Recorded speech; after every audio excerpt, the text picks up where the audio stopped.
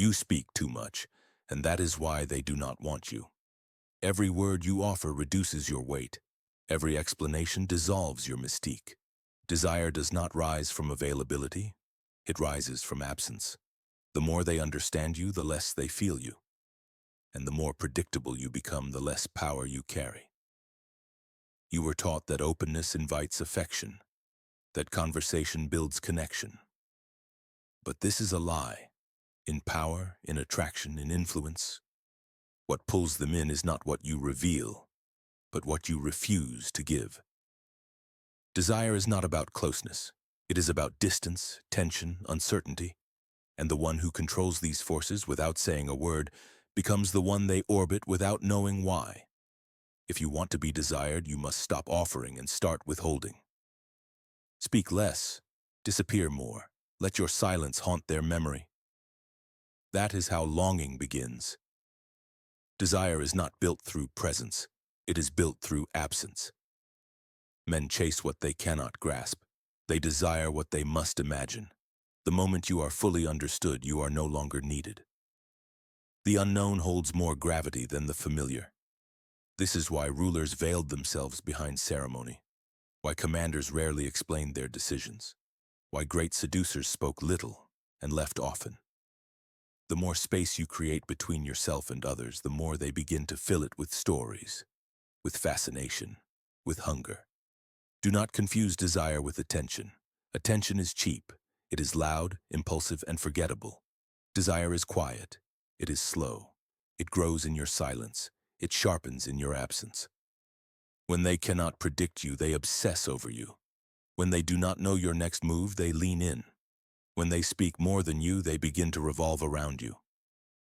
That orbit is not an accident. It is a result of your restraint. I have seen this principle in war and in court. The general who delays, who shows nothing, causes his enemies to second-guess themselves into ruin. The prince who appears briefly, then vanishes, is remembered longer than the one who stays and speaks. Even in love, it is not words that cause the mind to burn. It is the pause after the gaze, the vanished presence, the feeling of something almost within reach, but not quite. If you want to be desired, do not increase your volume. Increase your absence. Give them less to hold, and they will never stop reaching for you. Speak less, not to hide weakness, but to create gravity. Words are cheapened by abundance. The more you speak, the less you are heard. The man who controls desire controls tension, and tension begins in silence. Let them fill it. Let them scramble to interpret you. Let their questions echo where your answers should be. That space you leave behind becomes fascination. The less they know, the more they invent. And the more they invent, the more you possess their thoughts without lifting a finger. Do not rush to respond. Do not interrupt silence with comfort. Let it hang. Let it tighten. Those who fear it will begin to talk more, reveal more, offer more. They will try to guess what you are thinking. That guessing is your first victory. Say less, and every word you do speak becomes weighted. It lands differently. They remember it longer. Not because it was clever, but because it was rare. This is not shyness. It is strategy. In the court, in the council, in the game of influence, the man who speaks least is assumed to have the most power, even if he does not, because power is not just possession, it is projection. Let them project onto you what you have refused to reveal. Let them admire, imagine, and desire a version of you that exists only in their minds. That version is stronger than anything you could explain. Say less. Watch them chase meaning in your silence. Be seen, then vanish. The man who is always present becomes common. The man who appears briefly, then disappears without warning, becomes unforgettable. When you leave at your peak, you deny them closure. And in that unfinished moment, desire grows. It sharpens. It festers into fascination. You must learn the timing of your withdrawal. Do not wait until they tire of you. Leave while they still lean in. Leave while their eyes are still tracking you. Leave while their curiosity is still rising. Attend the gathering, but arrive late and leave early. Speak once and then go silent. Give a taste, never a feast. You are not there to entertain. You are there to imprint. Make your appearance short, deliberate, and unexpected.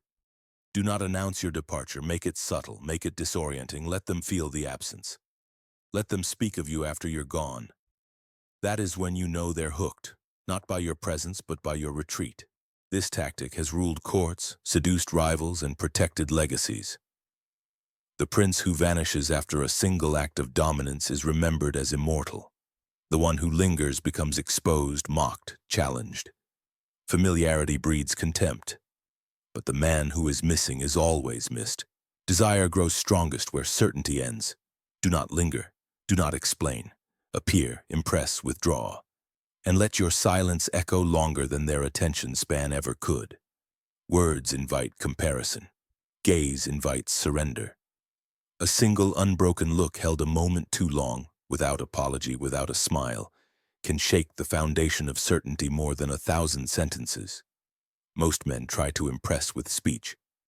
But the wise man knows speech is defensive. It is movement. The gaze, however, is a test. It forces the other to react, to reveal, to flinch. And the one who breaks eye contact first always loses. You must master the discipline of stillness. When you enter a room, observe. Do not scan the crowd. Choose who you will look at. When you speak, look only when necessary, and when you do, let it land. Do not lean forward. Make them lean in. Do not nod to show you understand. Let them wonder if you agree at all. This ambiguity is magnetic. Most people are desperate to be seen. You must become the one who sees and says nothing. Posture matters. Stillness is not laziness, it is command. The one who fidgets is read as uncertain. The one who waits is read as calculating. Sit as though the room is already yours. Look as though you are not seeking, but selecting. When you do speak, look away. Let them chase your attention as a signal of value. Do not meet their eyes to show connection. Let them earn the next glance. This is how desire forms, not from warmth, but from distance measured in inches and seconds. Desire is tension, and tension does not live in language. It lives in silence, in stillness, in the gaze that is neither hostile nor inviting, but sovereign. If you want to be remembered, say less. But if you want to be desired, look less and hold longer. Desire dies in abundance. It withers under full access. But when you restrain, when you vanish, when you let silence speak in your place, you become the space they fill with imagination. That is where power lives. Not in closeness, but in the chase. Let them wonder what you meant. Let them reach for what you did not say. Let them replay the look you gave and question why you gave it. You will be remembered not for what you revealed, but for what you withheld. Do not explain. Do not linger, and never become familiar. If you want to be desired, be distant, be deliberate, and above all, be absent just long enough to be unforgettable. If you've ever said too much and watched your value shrink, comment, "I will let silence speak." Subscribe, not for noise, but for control.